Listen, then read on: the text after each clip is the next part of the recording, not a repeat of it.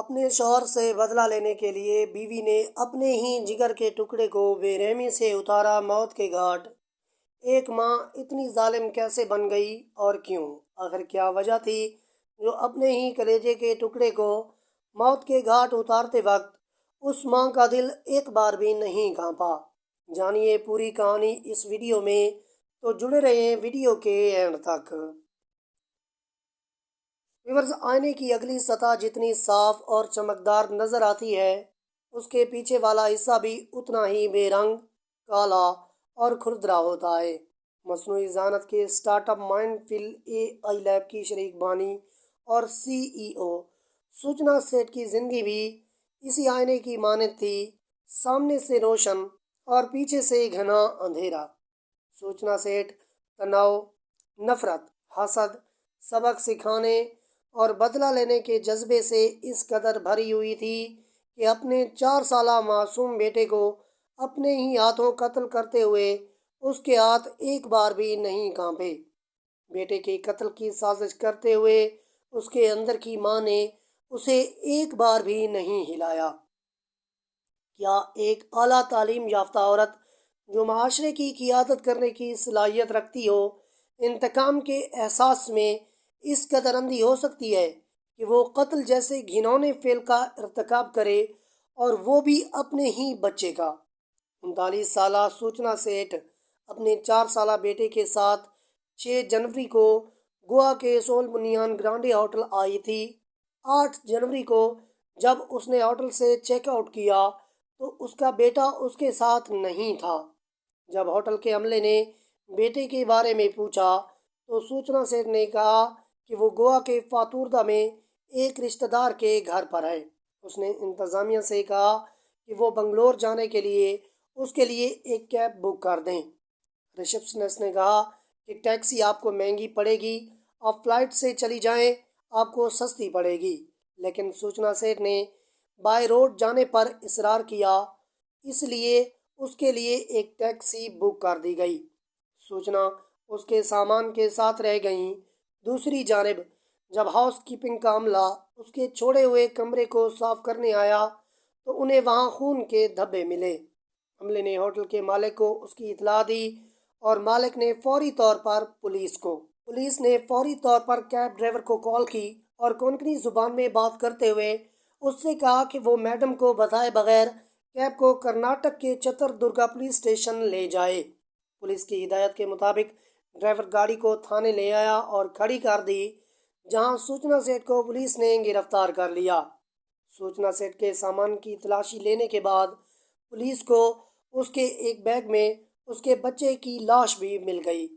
سوچنا سیٹھ نے اپنے بچے کو کیوں مارا، اس سوال کے جواب میں جو کہانی سامنے آئی ہے وہ ایک ایسی خاتون کو سامنے لاتی ہے جو ایک طرف بہت پڑھی لکھی، محنتی، خوددار، قائدانہ صلاحیتوں سے بھرپور، انڈسٹری میں بہت پرجوش اور ایک نڈر خاتون ہے جو اپنے عہدے پر فائز ہے۔ دوسری طرف وہ ایک سماجی اور خاندانی بھول بھلیا میں پھنسی ہوئی ایک عورت تھی، جس کے گرد دل شکنی، تناؤ، غصہ، توہین، نفرت، لڑائی جھگڑے، قانونی پریشانیاں تھیں، جن کے اندر اپنے شوہر کے خلاف انتقام کا لاوا ابل رہا تھا۔ اس نے اپنے بیٹے کو مار ڈالا۔ قتل کی وجہ جاننے سے پہلے آئیے سوچنا سیٹھ کی تعلیمی قابلیت پر ایک نظر ڈالتے ہیں۔ سوچنا سیٹھ ایک اخلاقیات کی ماہر اور ڈیٹا سائنسدان ہیں، جن کے پاس سٹارٹ اپس اور انڈسٹری ریسرچ لیبز میں ڈیٹا سائنس ٹیموں اور سکلنگ مشین لرننگ سولوشنز کی رہنمائی میں 12 سال سے زائد کا تجربہ ہے۔ وہ اے آئی اخلاقیات کی فہرست میں 100ویں روشن ترین خواتین میں سے ایک ہیں۔ وہ ڈیٹا اینڈ سوسائٹی میں موزیلا فیلو، ہارورڈ یونیورسٹی کے برک مین کلین سینٹر میں فیلو، رمن ریسرچ انسٹیٹیوٹ مین ریسرچ فیلو اور نیشنل لینگویج پروسیسنگ میں پیٹنٹ رکھتی ہیں۔ ایسی باصلاحیت لڑکی کی شادی سال 2010 میں وینکٹ رمن سے ہوئی، جو ایک اے آئی ڈیولپر ہیں۔ شادی کے بعد دونوں کے درمیان وہی جھگڑے جاری رہے جیسا کہ عام طور پر گھروں میں ہوتے رہتے ہیں۔ شادی کے 9 سال بعد سال 2019 میں سوچنا نے بیٹے کو جنم دیا۔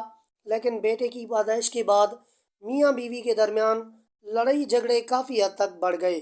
2020 سے سوچنا اور ان کے شوہر وینکٹ رمن کے درمیان جھگڑا اتنا بڑھ گیا کہ دونوں میں طلاق ہو گئی۔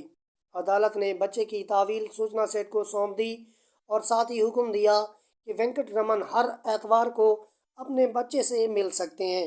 لیکن سوچنا اپنے شوہر وینکٹ رمن سے اتنی نفرت کرنے لگی کہ وہ نہیں چاہتی تھی کہ وہ اپنے بیٹے سے ملنے آئے اور اس کی نظروں میں گرے۔ اس نفرت نے اس کا دماغ معاف کر دیا اور وہ ایسے گھنونے جرم کی طرف بڑھ گئی کہ یہ سنتے ہی اس کے منہ سے نکلتا ہے کہ یہ کیسی ماں ہے۔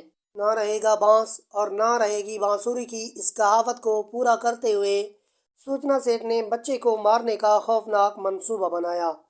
اس نے اپنے بیٹے کو گوا جانے کا لالچ دیا۔ 4 سالہ معصوم بچہ سفر کی خبر سن کر خوش ہو گیا۔ سوچنا اپنے بیٹے کو ساتھ لے کر گوا چلی گئی۔ ہوٹل کے کمرے میں اس کا قتل کیا، اس کی لاش کو ایک بیگ میں ڈالا اور اسے ٹھکانے لگانے کے لیے ٹیکسی کے ذریعے بنگلور روانہ ہو گئی۔ ہوٹل کے عملے کی جلد بازی کام آئی اور پولیس نے لاش سمیت اسے پکڑ لیا۔ یہ مجرمانہ واقعہ اس سڑن کو بے نقاب کرتا ہے جس نے ہندوستانی معاشرے میں شادی کے ادارے کو ابھار دیا۔ انسان کی اخلاقی گراوٹ، انسانی صفات اور رواداری کے زوال اور عزم کی کشمکش، ایسی کئی کہانیاں ہندوستانی معاشرے میں تیزی سے بڑھ رہی ہیں، جہاں والدین کے درمیان جاری لڑائی جھگڑی کا خمیازہ ان کے معصوم بچوں کو اٹھانا پڑ رہا ہے۔ والدین کی روزمرہ کی لڑائیوں کی وجہ سے ان کے بچے جارحانہ ہوتے جا رہے ہیں اور مجرمانہ سرگرمیوں میں ملوث ہوتے جا رہے ہیں۔